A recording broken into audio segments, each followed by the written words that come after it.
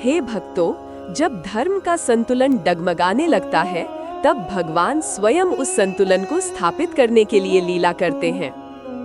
वृंदा देवी की भक्ति ने उनके पति जलंधर को अजेय बना दिया था। दैत्यराज जलंधर की शक्ति ऐसी थी कि देवता भी उसके नाम से कांपते थे। परंतु हर शक्ति का मूल एक सत्य होता है, और वो सत्य था वृंदा देवी का सतीत्व।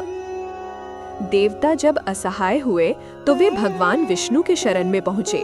उन्होंने कहा, प्रभु, यदि कुछ न किया गया तो अधर्म फैल जाएगा। भगवान विष्णु ने शांत स्वर में कहा, धर्म की रक्षा तो करनी ही होगी, परंतु मार्ग कठिन है।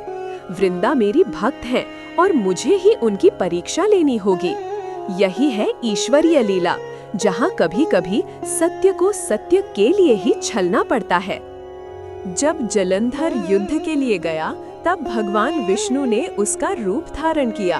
वे वृंदा देवी के आश्रम में पहुंचे। वृंदा देवी ध्यान में लीन थी। उन्होंने नेत्र खोले और अपने पति का रूप देखा।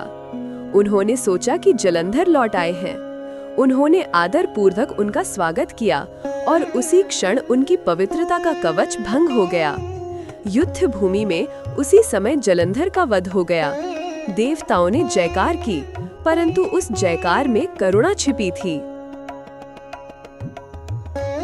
वृंदा देवी को जब सत्य का ज्ञान हुआ, जब उन्होंने जाना कि उनके सम्मुख जो खड़ा था वो उनके पति नहीं बल्कि स्वयं भगवान विष्णु थे, तब उनका हृदय कांप उठा। उन्होंने कहा, प्रभु, आपने मुझे क्यों छल किया? मैं तो आपकी भक्त थी, आपके नाम की साधिका। आपने ही मेरे विश्वास को भंग किया। वृंदा देवी के नेत्रों में आंसू नहीं, अग्नि थी। उन्होंने कहा, हे विष्णु, आपने मेरा सतीत्व भंग किया है। आपने मेरे प्रेम को साधन बना दिया, इसलिए मैं आपको श्राप देती हूँ। आप भी अपने प्रिया से वियोग सहेंगे, आप भी जड़ रूप धारण करेंगे। वृंदा का ये श्राप भी भक्ति से भरा हुआ था, क्योंकि सच्चा भक्त कभी द्वेष से श्राप नहीं देता, करुणा से देता है।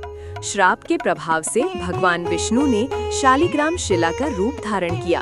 वृंदा देवी ने अपनी देह त्याग दी। जब उनका शरीर अग्नि में विलीन हुआ तो उस भस्म से एक पौधा उत्पन्न हुआ, जिसकी सुगंध ने वातावरण को पवित्र कर दिया। भगवान विष्णु ने कहा, हे वृंदा, अब तुम तुलसी हो, तुम मेरे पूजन का अभिन्न अंग बनोगी। जो भी भक्त तुम्हारे पत्तों से मेरी अर्चना करेगा, वो मेरे समान पुण्य पाएगा। इस प्रकार वृंदा देवी तुलसी देवी बन गईं, भक्ति, निष्ठा और पवित्रता की प्रतीक। उनकी कथा हमें सिखाती है कि ईश्वर कभी किसी भक्त की भक्ति व्यर्थ नहीं जाने देते। कभी वो परीक्षा के रूप में आते हैं, कभी वरदान के रूप में। तुलसी देवी का श्राप भी वरदान बन गया, क्योंकि उसका मूल प्रेम था, द्वेष नहीं। भक्तों, इस कथा से हमें यही संदेश मिलता है कि जब तक हृदय में श्रद्धा है, तब तक ईश्वर हमारे भीतर विद्यमान है। भक्ति केवल आराधना नहीं, आत्मा का समर्पण है, और तुलसी देवी उस समर्पण की सजीव मूर्ति है।